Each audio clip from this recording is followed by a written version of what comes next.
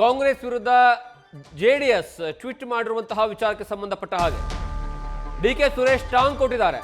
JDS ಪಕ್ಷದ ನಾಯಕರಿಗೆ ಸದ್ಯ ಕೆಲಸ ಇಲ್ಲ, ಉದ್ಯೋಗವೂ ಇಲ್ಲ. ಸಿಡಿ ಫ್ಯಾಕ್ಟರಿ ಇದ್ದಿದ್ದು ಹೊಳೆನರಸೀಪುರದಲ್ಲಿ, ಪದ್ಮನಾಭನಗರದಲ್ಲಿ. ನೇರವಾಗಿ ಜೆಡಿಎಸ್ ಟ್ವೀಟ್ ಬಗ್ಗೆ ಬೆಂಗಳೂರಿನಲ್ಲಿ ಕಾಂಗ್ರೆಸ್ನ ಮಾಜಿ ಸಂಸದ ಡಿಕೆ ಸುರೇಶ್ ಹೇಳಿಕೆಯನ್ನು ಕೊಟ್ಟಿದ್ದಾರೆ. ಆ ಫ್ಯಾಕ್ಟರಿಯಲ್ಲಿ ಯಾರು ಮ್ಯಾನುಫ್ಯಾಕ್ಚರ್ ಮಾಡ್ತಾ ಇದ್ರು ಅಂತಲೂ ಗೊತ್ತಿದೆ.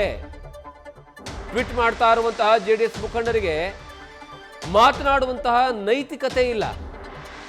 ಜೆಡಿಎಸ್ ಪಕ್ಷದ ನಾಯಕರಿಗೆ ಮಾಜಿ ಸಂಸದ ಡಿಕೆ ಸುರೇಶ್ ಟಾಂಗ್ ಕೊಟ್ಟಿದ್ದಾರೆ.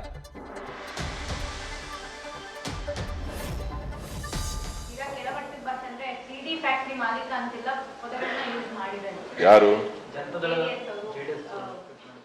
ಜೆಡಿಎಸ್ ಅವ್ರಿಗೆ ಕೆಲಸ ಇಲ್ಲ, ಉದ್ಯೋಗ ಇಲ್ಲ. ಫ್ಯಾಕ್ಟ್ರಿ ಎಲ್ಲ ಇದ್ದಿದ್ದು ಹಾಸನದಲ್ಲಿ, ಹೊಳೆನರಸೀಪುರದಲ್ಲಿ.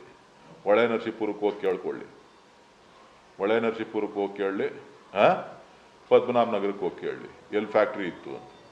ಯಾರು ಬೇಡ ಅಂದವರು? ಫ್ಯಾಕ್ಟ್ರಿ ಎಲ್ಲಿತ್ತು ಅಂತ ಅಲ್ಲೇ ಕೇಳ್ಕೊಳ್ಳಿ, ಯಾರು ಬೇಡ ಅಂದವರು? ಫ್ಯಾಕ್ಟ್ರಿ ಯಾರು ಮ್ಯಾನುಫ್ಯಾಕ್ಚರ್ ಮಾಡ್ತಾ ಇದ್ರು ಗೊತ್ತಿದೆಯಲ್ಲ. ಈಗ ಹೊಳೆನರಸೀಪುರ ಇನ್ನ ಬೇಕಾ? ಹಾಸನಕ್ಕಿನ್ನ ಉದಾಹರಣೆ ಬೇಕಾ?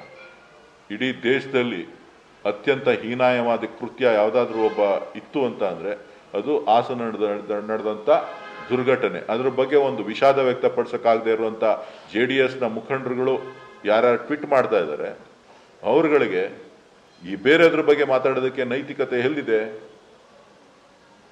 ಎಲ್ಲಿದೆ?